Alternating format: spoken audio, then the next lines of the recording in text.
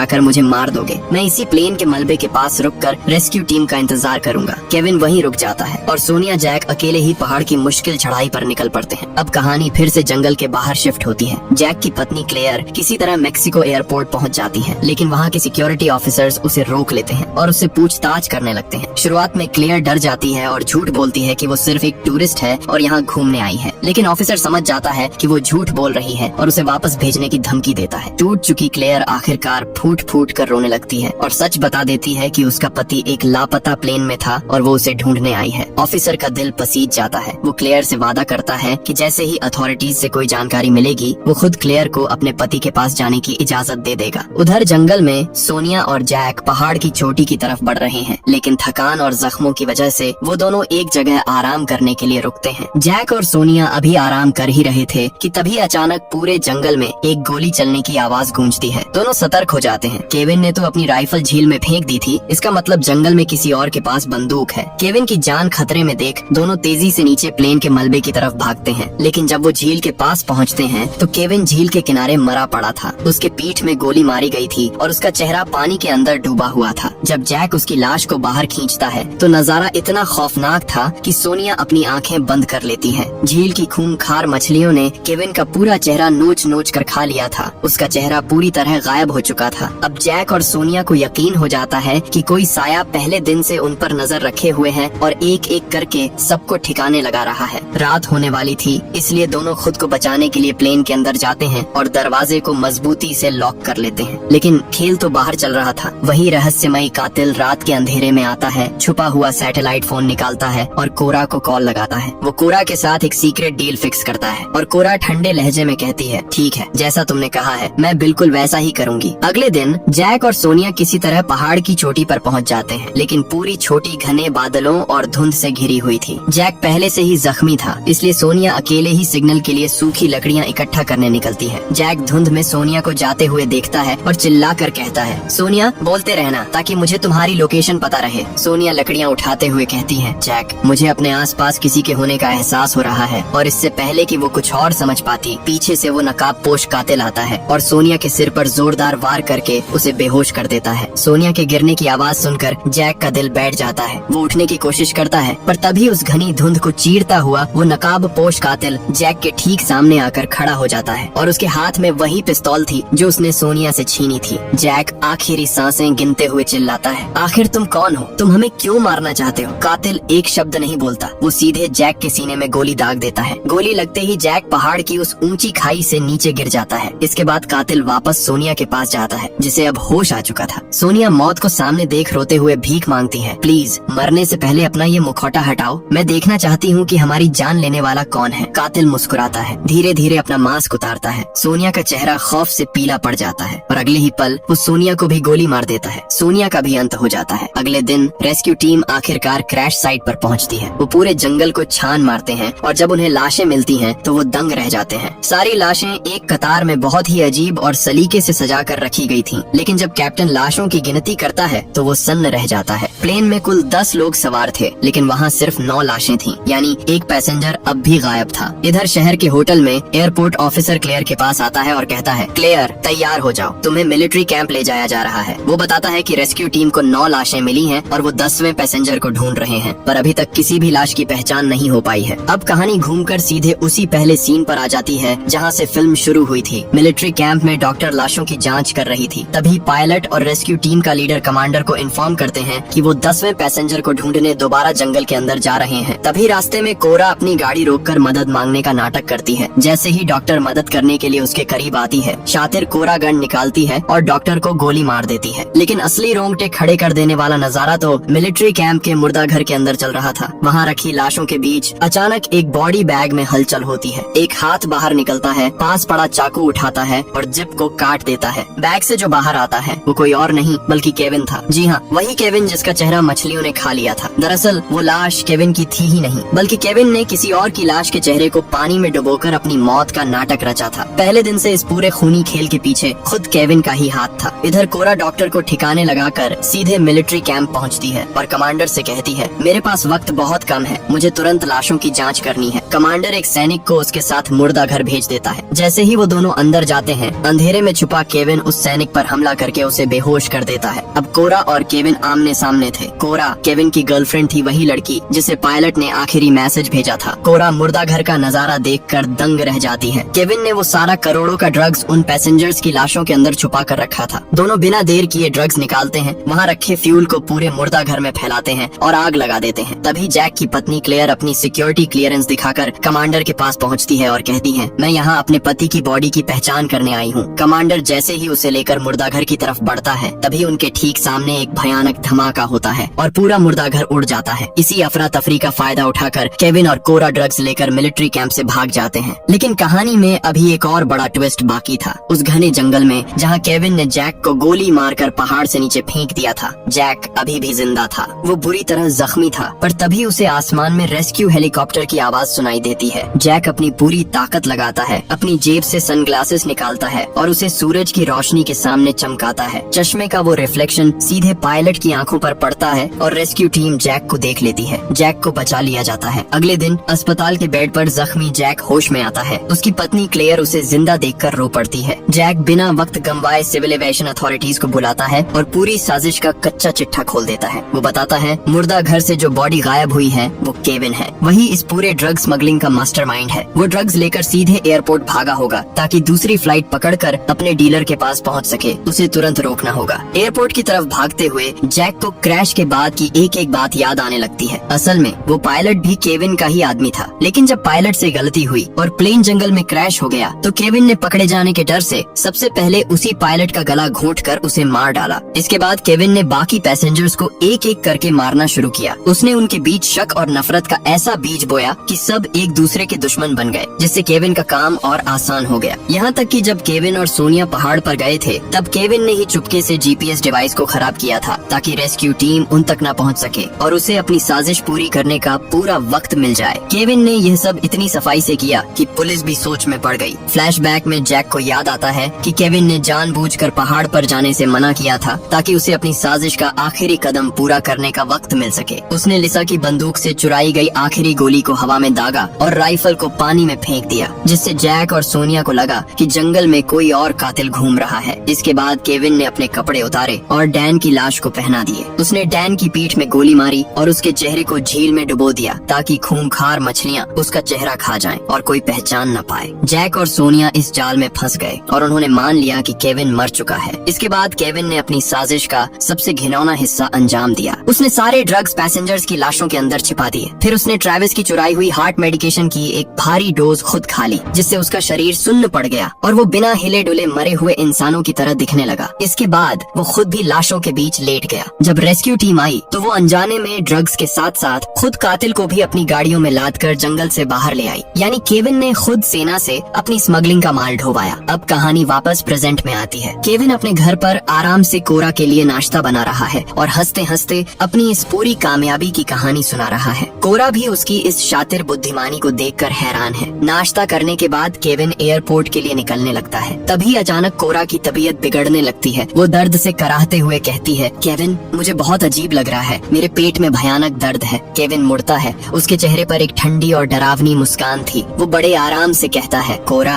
मैंने तुम्हारे नाश्ते में वही जहरीले मशरूम मिलाए हैं जो मैंने जंगल से चुराए थे। केविन उसके सामने उस मृत पायलट का सैटेलाइट फोन रख देता है और कहता है, ये तुम्हारी सजा है कोरा, तुम मेरे पीछे उस पायलट के साथ मिलकर मुझे धोखा दे रही थी। तुम दोनों का अफेयर चल रहा था, ये बात मुझे पता चल गई थी। केविन तड़पती हुई कोरा को मरने के लिए अकेले छोड़ देता है और ड्रग्स का बैग उठाकर एयरपोर्ट की तरफ भागता है। केविन एयरपोर्ट पहुंचता है, प्राइवेट प्लेन में बैठता है और प्लेन रनवे पर दौड़ने लगता है। उसे लगता है कि वो जीत गया, लेकिन तभी विंडशील्ड से उसे सामने रनवे पर जैक भागता हुआ दिखाई देता है। जैक जिंदा है और हाथ में बंदूक लिए प्लेन की तरफ दौड़ रहा है। केविन घबरा जाता है। वो जैक के पहुंचने से पहले ही प्लेन को हवा में टेक ऑफ करवा देता है, लेकिन जैक वो नीचे से ही प्लेन पर अंधाधुंध गोलियां चला देता है। आसमान में पहुंचकर केविन पीछे रखे करोड़ों के ड्रग्स को देखता है और मुस्कुराता है कि चलो आखिरकार वो बच निकला। लेकिन तभी उसकी नजर डैशबोर्ड पर पड़ती है। फ्यूल तेजी से लीक हो रहा था। जैक की चलाई एक गोली सीधे प्लेन के फ्यूल टैंक में जा लगी थी। केविन के चेहरे की हवाइयां उड़ जाती हैं। मुस्कान की जगह खौफ ले लेता है। प्लेन का इंजन बंद हो जाता है। वो आसमान में डगमगाने लगता है और कंट्रोल खोकर सीधे नीचे गिरने लगता है और केविन का प्लेन ठीक ठीक उसी खूंखार और रहस्यमयी जंगल में जाकर क्रैश होता है जहाँ पहला प्लेन क्रैश हुआ था।